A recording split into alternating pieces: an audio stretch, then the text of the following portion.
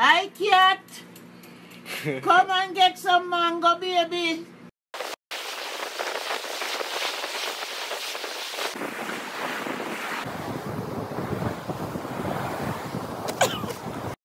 One, two, 1, 2, 3.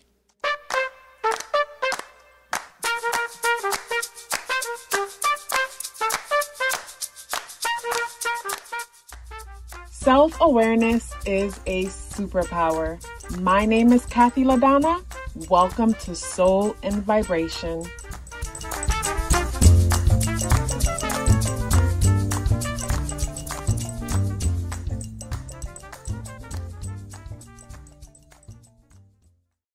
I hope the free thinkers are doing well. And if you are not doing well, I'm happy to remind you that you are the most powerful person that you know. You are the most powerful person that you know because only you can create your reality. Hey guys, today is Sunday, January 22nd, and the day adds up and reduced to the number 3 vibration. If today is your birthday, happy birthday.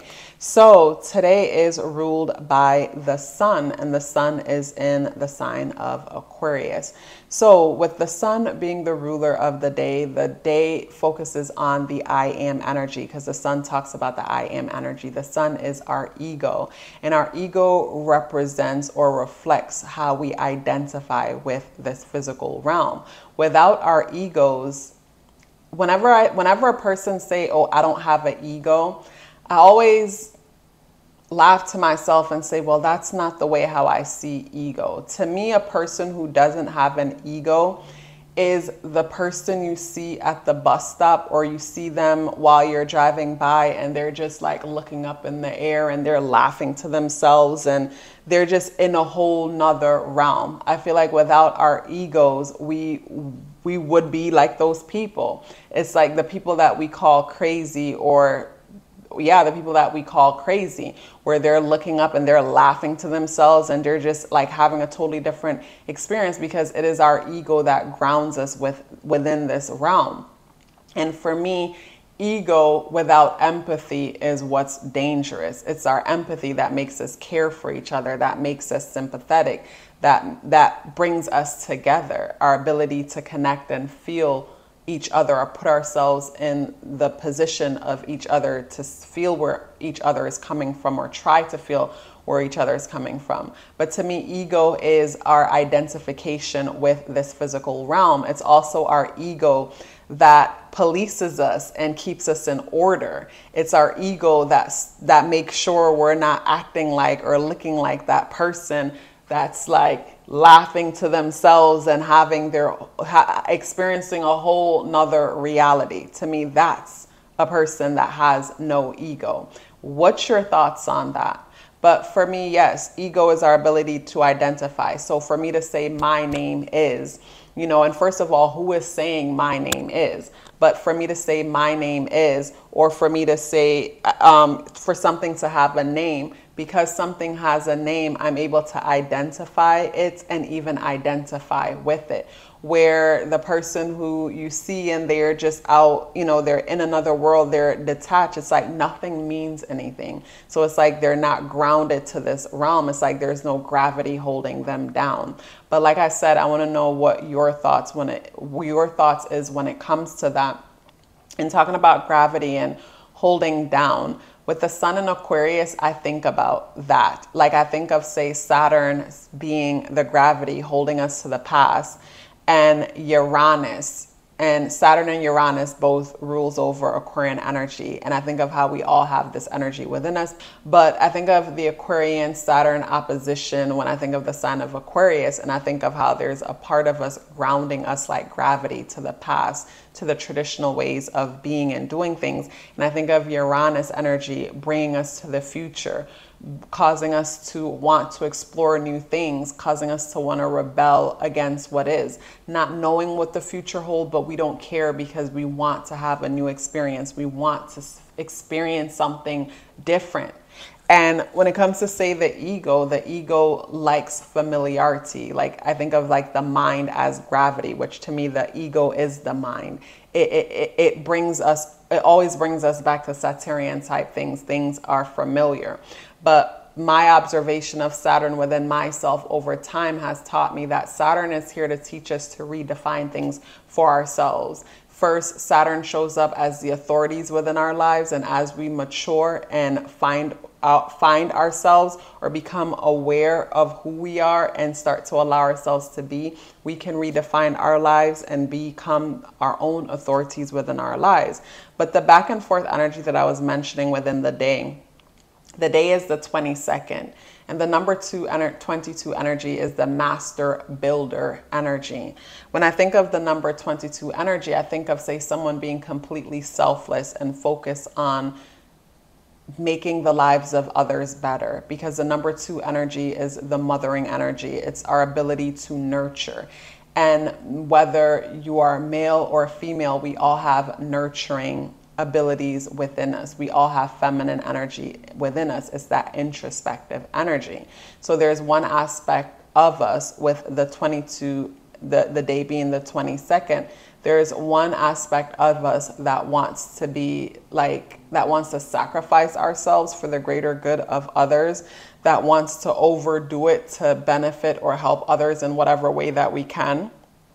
And then there's another aspect to us, the number 3, that wants to be that child that wants to say, man, I don't give a damn about anybody else. I want to focus on me. So to me, it's that opposition energy. It's like the Saturn Uranian energy, where it's like Saturn is like, you know, your responsibilities are your family. Your responsibilities is the family name, reputation, the this, the that, and the next. And Uranian energy is like, I just want to go out there and explore. I might come back. I might not come back. But either way, see you in another life. If I don't see you, it was nice. So I think of that aspect where the number 22 energy is that energy that wants to, you know, build and secure and worrying about the future, worrying about not having enough. So this is where we overwork, we overdo. I think of the number 3 energy, where the number 3 energy doesn't think about anything. It's like the child not worrying about anything. But what's beneficial about the number 3 energy is that the number 3 energy is resourceful.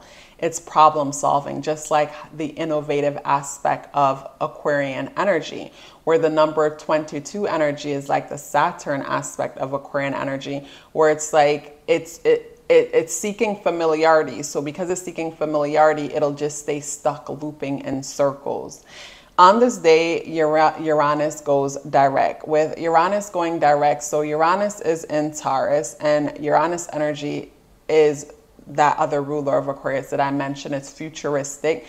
To me, it's like lightning. It causes sudden and unexpected changes wherever it is, and it's revolutionary. Wherever Uranian energy is, it's creating a revolution by tower moments. And the tower card in the tarot is a powerful card for me, and whenever I am uncertain, I put it on my altar so it can shake stuff up. Even when it's something that I might not want to be shaken up, but I'd rather for the universe to come in and shake stuff up and bring in the new and bring in clarity than to be holding on to something just because it's familiar and it feels safe. So with Uranus energy and Taurus energy is our financial system. It's our banking system. Just think about every system, every tangible system that runs our earth, that governs our earth, and to a certain extent brings some kind of a pleasure or is focused on tradition. But just think of everything that we experience on a tangible level. With Uranian energy and Taurus and Uranus moving direct, this is where we can feel some shifts and changes when it comes to these structures. We've been feeling these changes since Uranus energy moved into Taurus, but I think of, say, once Uranus energy starts making aspects to, say, some of the faster moving planets, especially like, say, Jupiter or Saturn or things like that, that's when we can really start to like anticipate or experience like major changes happening in climate or major changes happening when it comes to finances and the currency changing and just agriculture and everything that we're used to on a tangible level. And it's natural for us to feel afraid, not knowing what the future holds when it comes to these changes.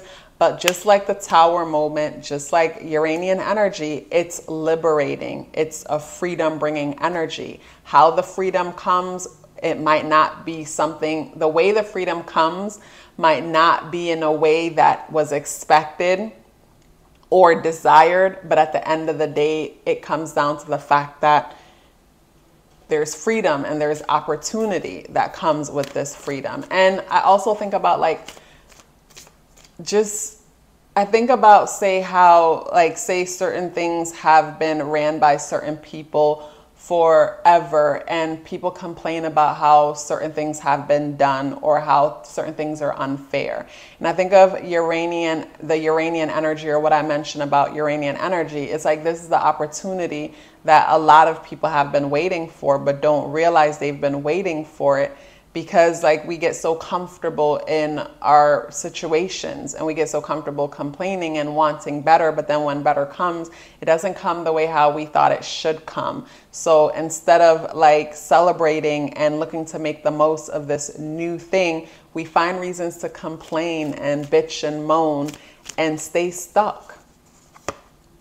So when it comes to, say, the spirit animal associated with the day, we have the unicorn. And with the unicorn showing up associated with this day, to me, the unicorn energy brings me to the thought of, say, imagination, jumping into imagination, jumping into, say, different realms and reality. And when I say realms and reality, I think about how, say, we're in a 7-year, and within the 7 years, pulling us within ourselves anyway. I find myself lately having a hard time watching YouTube that I love so much. I find myself being pulled into silence. It's like there's a void within the silence that's pulling me in.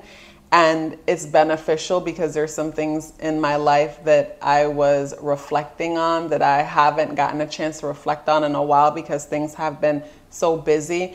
But I think about how the 7-year energy is pulling us within ourselves to be more reflective and introspective. I think of, say, Uranus going direct today, and I think of the Uranian energy being so futuristic. But at the same time, when I think of Uranian energy, I see it as like a satellite that brings in signals from everywhere and anywhere.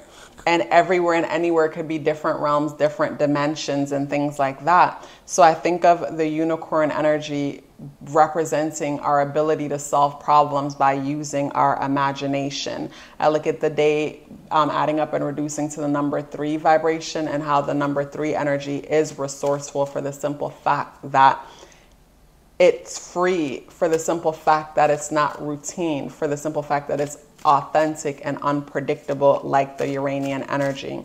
So when I look at, say, the vibes within the Sunday, I get the feeling of, say, a natural feeling of wanting to connect with others and be social.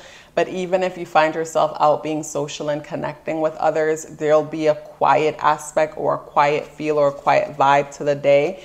So say if you find yourself running into any challenges as far as, say, the number 22 energy deals with structures and foundations. So in any area of your life where the foundation or the structure feels a little bit weak, this energy will amplify. But then the 3 aspects to the day, the Uranian aspect to the day, and the unicorn energy just brings me to the fact that you can go within yourself and get the kind of solution that you need that can only come from you.